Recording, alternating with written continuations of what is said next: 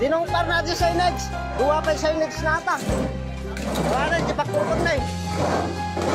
Hindi naman magandang bumaba rito.